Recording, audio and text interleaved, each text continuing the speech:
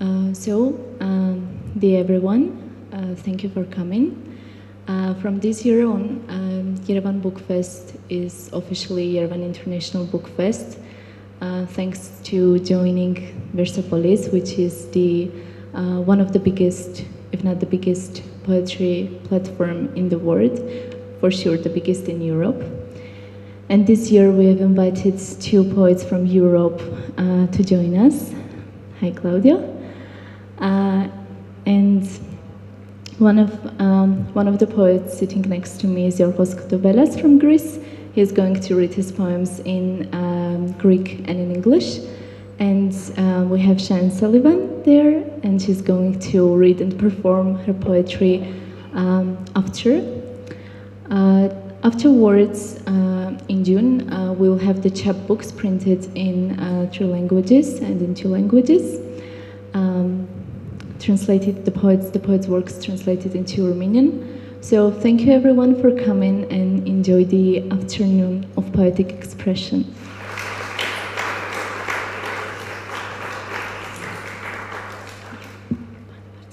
And now I'm pleased to invite Shannon Sullivan for our second part of poetry reading. Thank you so much for inviting me here. A very, very big thank you to Yerevan Book Fest, to Anahit, to Versopolis, and also thank you to Claudio Pizzani for suggesting me. And yeah, it's such a pleasure to be with you today. I'm going to do something I don't normally do. I'm going to do a couple of things I don't normally do today. I don't normally read at poetry readings. I usually do other things with musicians, I usually perform, but I want to share with you today a poem that is so new you are the very first audience to hear it. And it is also so new I was writing to Anahit and saying, okay, I changed the title, I changed this line, so you will be the very first ones to hear this one. The poem is called Origin. Make ambassadors of your hands, regardless of my birthplace. We are headed to the origin of all that has been torn down. Swap your gender with mine. The finite betrays us. My name is moist molecules my mother keeps in a tiny porcelain bottle in her kitchen. Your name is the ineptness of my tongue. I will never master the infinite incarnations. Hands roam beneath my collarbones like stray dogs seeking sustenance. Like rivers, we cross fictional boundaries, defy definitions, become saltwater. Hands obey no traffic laws, skid toward each other's, past each other, on the page, off the page. Backs and bellies of alphabets crumble. Borders between bodies dissolve. The wind dances across state lines, redrawn and casts. Thoughts showing no proof of identity migrate illegally across membranes, elude checkpoints, take root, not where they are citizens, but where they might grow. I'm confused, you say, before moving your body towards and on top of mine. For a confused person, you're very direct, I say. You laugh and we continue, begin our ending, missing unspent tomorrows. We are headed towards the origin of all that has been torn down, opposite worlds, same latitude line. Slung between the dictates of ambiguous laws, amorphous nationalities. the clumsiness of sounds my tongue is not certain how to make signify our meeting. My name is River. Your name stumbles against the banks of my mouth. Thoughts migrate, I find remnants of your lines in mine. Hands roam beneath my collarbones like stray dogs. Can't remember words dissolve on my tongue, backs and bellies crumble, no traffic laws skid toward each other, past each other, on the page, off the page. No proof of identity elude, checkpoints take root. I'm confused, you say to me. For a confused person, you're very direct, I say. You laugh, we begin, missing unspent tomorrows. I will love you with my absence, if absence is the best way to love you.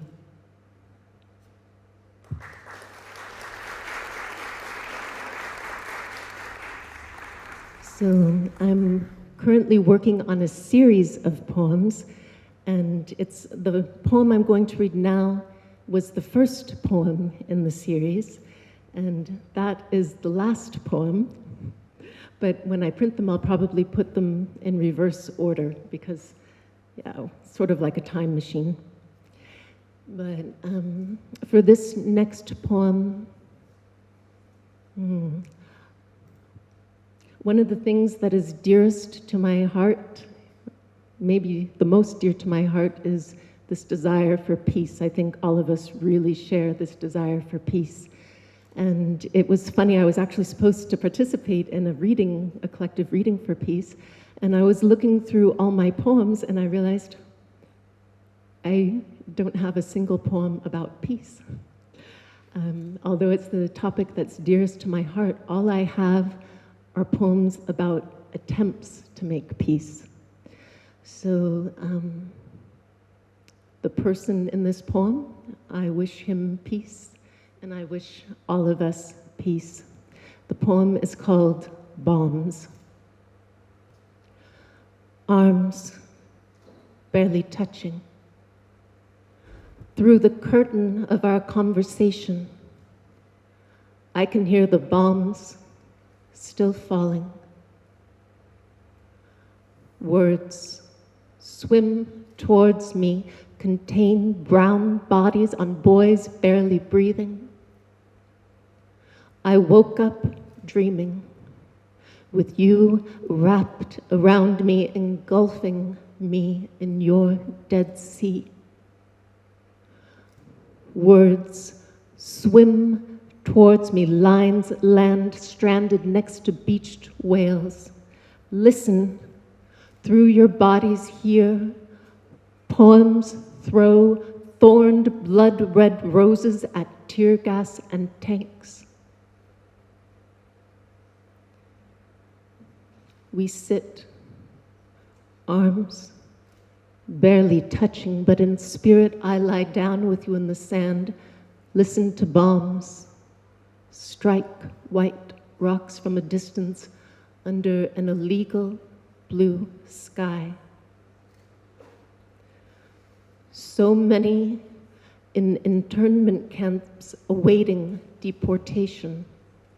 States proclaim arch enemies, our verses carve the keys. A seed of yours plants itself firmly in the soft walls of my brain. I'd be more likely to go to bed with you than to war against you. My walls against your walls, rubbing my wounds against your trauma would make for some very hot sex and a complete lack of perspective. Crows surveilling the damage. The street severs Damascus's heart muscle.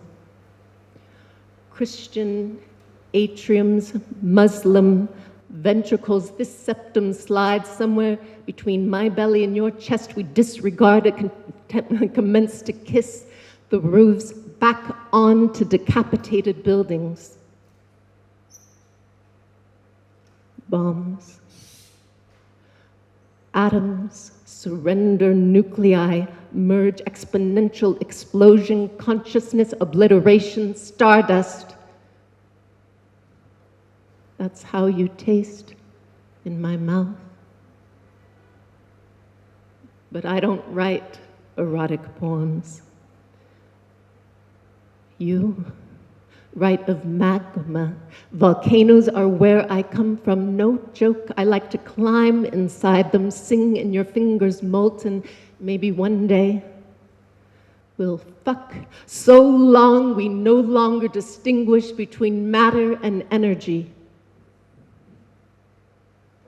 I'm a physicist's daughter. Let's calculate a safe distance between you and time.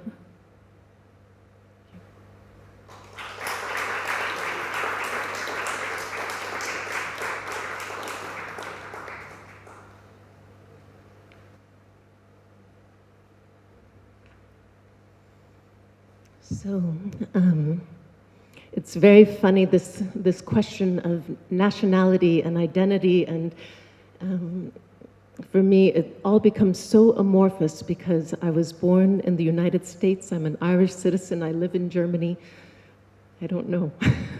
But right now, I live in Berlin. And with the war that's going on right now, we were receiving many refugees from the Ukraine in Berlin. So this poem is called Hauptbahnhof. That's the major train station in Berlin where the refugees from the Ukraine were coming. So Hauptbahnhof.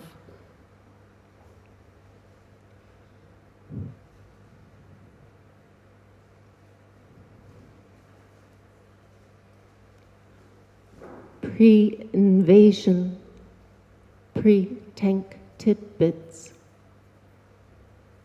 Life dissolved into one long train ride. The station's name doesn't fit in my mouth. Can you help me carry my broken baby buggy, charred, scattered? I'm breathing like I'm running, but I'm lying in bed.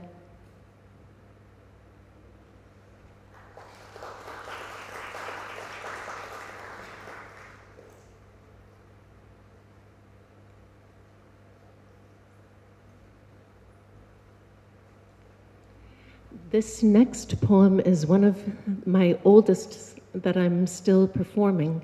I wrote it back in 2009. And at that point, I was still dancing. I was originally a dancer.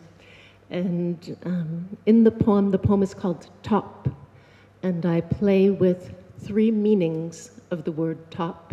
In English, there are 3 possible meanings. One is the toy that spins. One is to be way up high on top. And then there's also the meaning of top as a circus tent, where the shows go on. So this one is top.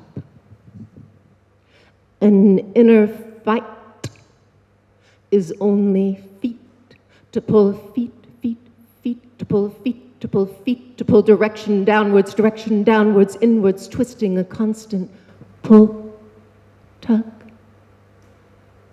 tug, tug, tug, tug, tug, tug, tug, tug, tug. Tug, tug on me, pulling down. Gravity is twisted, and so am I twisting, pulling down. An inner fight is only why do you twist, pull, and ask. Standing is harder than walking.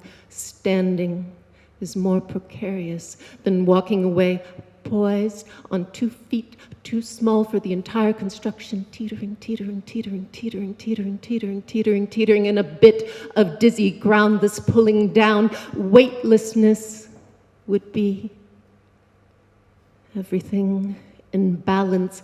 Weightlessness would be not fighting to stand, not fighting to stand. An opened mouth is an invitation, is a revelation, is a prerequisite to a kiss and a sigh. My inner world is spinning so many pulls. Gravity is nothing. It only knows how to pull down, but I am pulled in every direction, and I am pulled in every direction, pulled in every direction. The reciprocal tensions are enough to stretch the tent, make it stand poised, paused. Without the tension,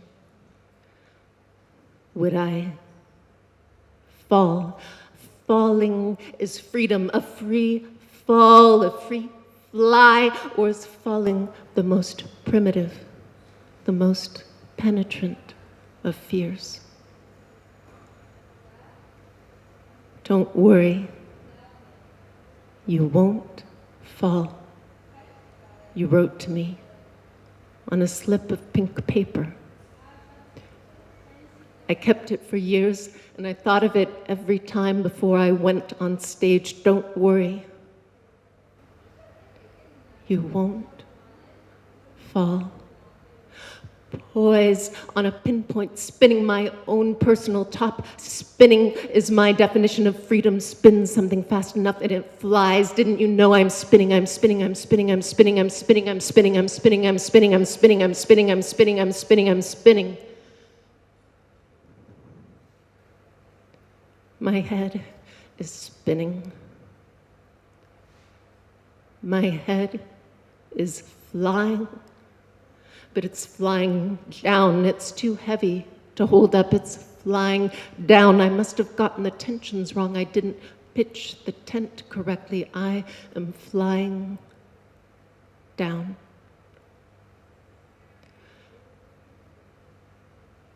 Even on the floor, the pulling doesn't stop. How did I get so many parts, so much pulling? One's bound to pop off soon. It would be a relief, a loss, but it would break the tension. I am falling up. I am falling up to standing on feet that are far too small, teetering, teetering, teetering, teetering, teetering, teetering on this tiny base. I wasn't built to stand. I wasn't built to stand.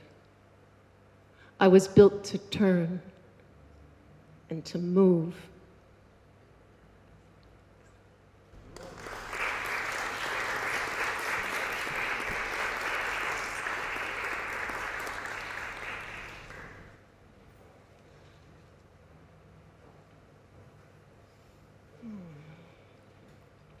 So this next poem is called Icarus Howls, and it is based on, I was playing with two images and bringing them together. I don't know if you know American poetry at all, but there's a famous poem by Allen Ginsberg that is amazing, and it's called Howl, and it sort of shattered all ideas about what poetry was supposed to be and what you could talk about and what you couldn't talk about. And the poem begins, I saw the best minds of my generation destroyed by madness. And I'm definitely seeing the best minds, or maybe not, maybe we don't need to destroy the best minds of our generation, I hope. But I wrote this poem when, I don't even feel like saying the name, when someone was president in my country who I really did not want as president, and I was horrified. So, what I really wish for all of us is respect, to respect that we are not alone, we are all together on this planet, we need to honor each other, we need to honor the planet. This one is called Icarus Howls.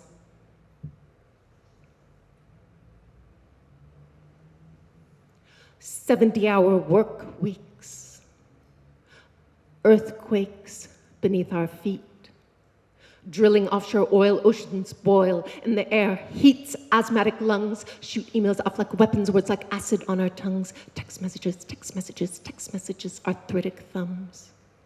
Shoot me an email, shoot me an email, shoot me an email. Shoot me an email, shoot me an email. Shoot me an email, shoot me an email, shoot me an email, shoot me an email, shoot me an email. Pipeline or democracy, hydrogen bombs and poverty, digital dates, pornography, and endless oil ecstasy. Fracking, fracking, fracking, fracking, fracking, fracking, fracking, fracking, fracking, fracking, fracking, fracking, fracking, fracking, drill deep sea, get out. This ain't your territory. We rolled on unconcerned as our wings began to burn, repeat, repeat, and still we cannot repeat, repeat, and still we cannot repeat, repeat, repeat, repeat, repeat, repeat, and still we cannot learn. Epiphanies, animal screams. We've got the whole world in our hands. It seems. Smoldering clouds, heed your mother's words. Smoldering clouds, heed your mother's words. Smoldering clouds, heed your mother's words. Pride cometh before a fall. Broke back and holy, lack love and lonely. Break through, hallucinate, crucify, omen, give back what was stolen. Coltane for our phones. Skyscrapers dream, scream, suicide, scream, suicide, naked from the rooftops of time. Wild eyes, holy farewell, swan dives from observation decks, revelations in our skull, splash against the pavement. A juicy pulp of battered limbs. But there's nothing to see here, they say. Keep moving. There's nothing to see here, they say. Keep moving. There's nothing to see here, they say. Keep moving. Pride cometh before a fall.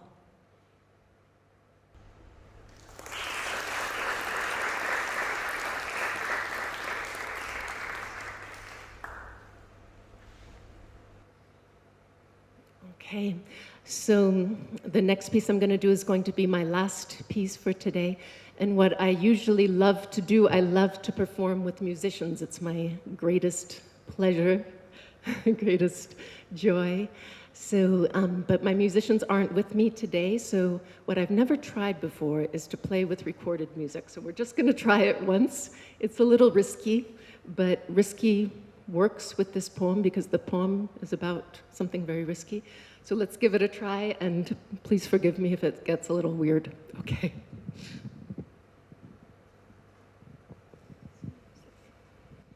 Music, please.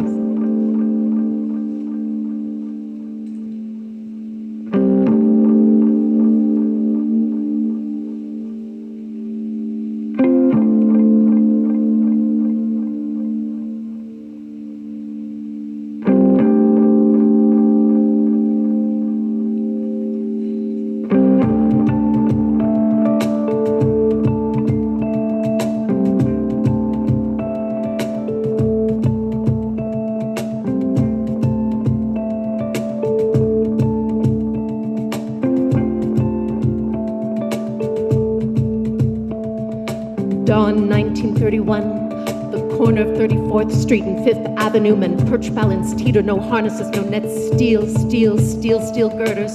Jeremiah gets a job as an elevator operator in a very tall building,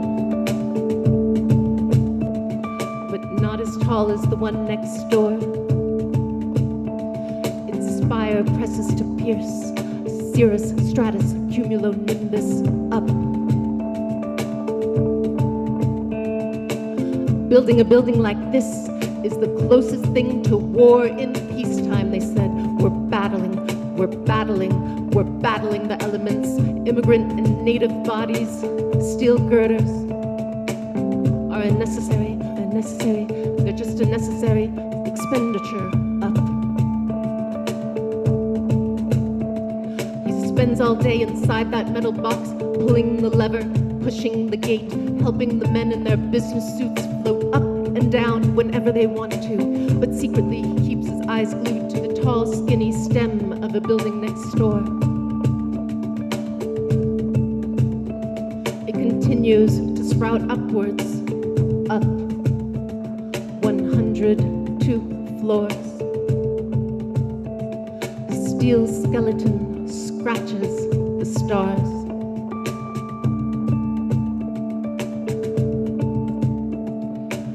One day he notices a dark shape fall from it.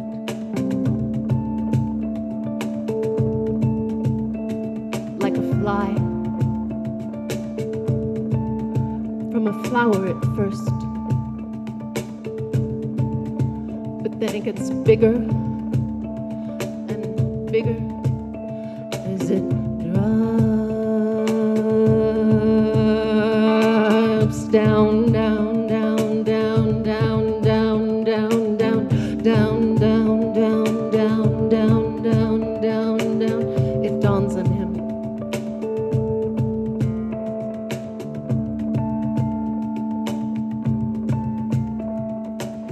It was a man.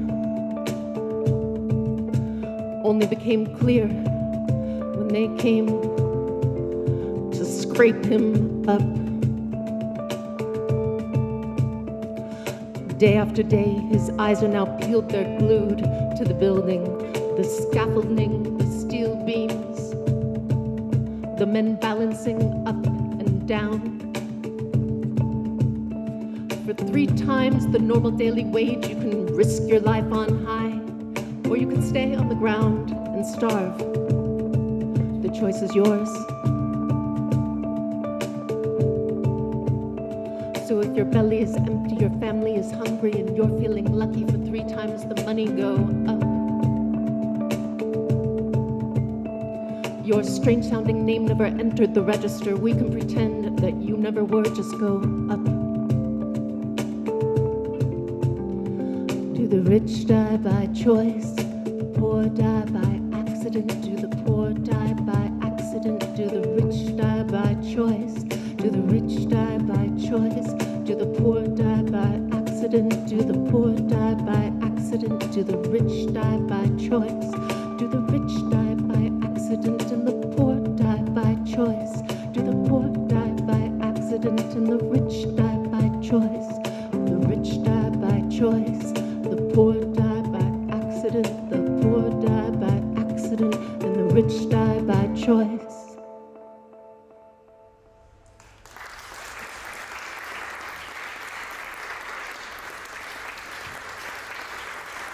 Thank you very much. Thank you.